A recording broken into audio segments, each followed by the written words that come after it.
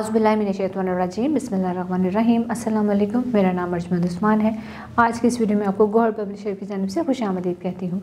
हमारा स्लोगन है redefining the geography of education through digital resources for conceptual learning.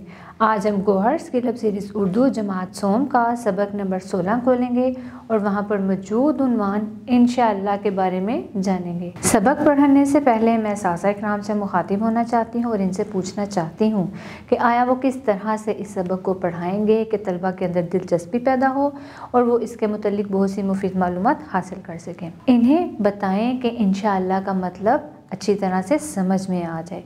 सबसे पहले आप बच्चों से पूछें कि जब आप कोई काम शुरू करना चाहते हैं, किसी को कुछ बताना चाहते हैं कि मैं ये काम करूँगी, तो सबसे पहले आप क्या कहते हैं। बच्चे आपको बताएंगे, इनके जवाबात वसूल करें और इनकी हौसला अफजाई करें। इनको बताएं कि जब भी कोई काम करने का इरादा करें या फिर किसी को बताना हो कि मैं ये काम करूँगी, तो सबसे पहले इंशाअल्लाह ज़रूर बोलें। यानी कि जैसे मैं कहती हूँ कि मैं इम्तिहान में ज़रूर कामयाब हो जाऊँगी, अगर अब आप ये बोलेंगे तो इंशाअल्लाह का मतलब साथ लगा देंगे कि इंशाअल्लाह मैं इम्तिहान में ज़रूर पास हो जाऊँगी। तो ऐसा कहने से अल्लाह ताला के सपुर्द हम अपना सारा काम कर देते हैं और इंशाअल्लाह का मतलब है कि जिसमें अल्लाह ताला की रज़ा शामिल हो। अगर अल्लाह ने चाहा तो आप ज़रूर कामयाब हो जाएंगे। जब हम कोई काम करने से पहले इंशाअल्लाह कहते हैं तो अल्लाह ताला खुद हमारी हिफाजत करता है और वो काम सही तरीके से हमारी उम्मीदों से भी ज़्यादा अच्छा हो जाता है।